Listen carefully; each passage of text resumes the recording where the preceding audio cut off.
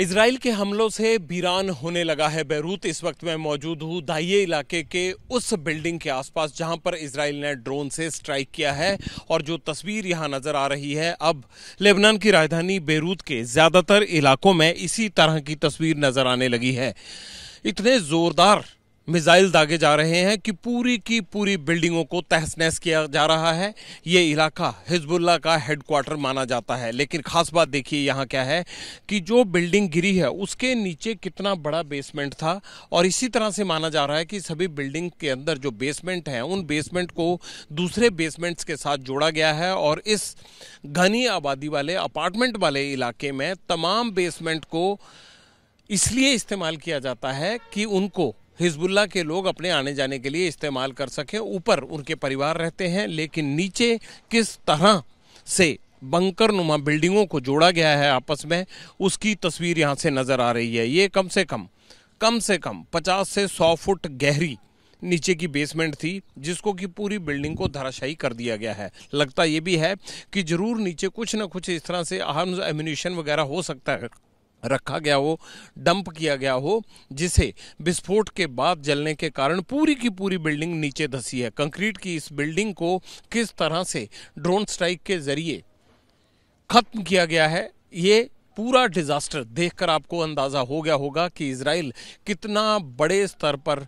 युद्ध लड़ रहा है। हालांकि इतने बमों का फेंके जाना और इजराइल की राजधानी बेरूत के जो दाहिया इलाका है, जिसे हेडक्वार्टर कहा जाता है हिजबुल्लाह का, उसे इस तरह से गाजा की तरह खंडर में तब्दील करना ये कोई आसान काम नहीं है। लेकिन कितने बम बरसाए जा रहे हैं यहाँ पर, कितनी मिसाइलें दागी जा रही हैं, इसका अंदाज़ा ये तस्वीर दिखाती है। इस एयर स्ट्राइक से ना सिर्फ इन आसपास की बिल्डिंगों को और यहाँ नुकसान पहुँचा है, बल्कि कितने लोग इस मलबे में दबे इसका भी अभी अंदाज़ा नहीं है। हालांकि इस पूरे इलाके को खाली करवाया गया है और बहुत पहले से इजराइल ने कह दिया था, ताजा वार्निंग भी दी थी कि इस इलाके में किसी का भी आना मौत से कम नहीं होगा, लिहाजा इन पूरे इलाकों को खाली कर दिया जाए। दाहिया हेडक्वार्टर पूरी आगे की तस्वीर अब देखिए क्या कुछ हुआ है यहाँ पर। ये गाड़ियां जो खड़ी थी इनको पूरी तरह से उड़ा दिया गया है। जब ये धमाका होता है तो जितनी भी गाड़ियां या जो भी इन गाड़ियों में सवार होकर यहाँ पहुंचे होते हैं या जो इन गाड़ियों को छोड़कर गए हैं, वो सारी के परखच्चे उड़ जाते हैं। अब इधर आगे की तस्वीर देखिए। इस धमाके के कारण अभी भी धुआं निकल रहा है नीचे से, ये एक्सप्लोसिव का धुआं है और आग लगी थी उस पूरी बिल्डिंग में। जितनी तस्वीर वहां तक दिखती है, आप देखिए जहां तक आपको नजर आएगा उस सारी बिल्डिंग में कितना बड़ा नुकसान हुआ है। ये पूरा नुकसान मिसाइल हमले से हुआ है और ऐसी तस्वीर जगह जगह देखने को मिलती है।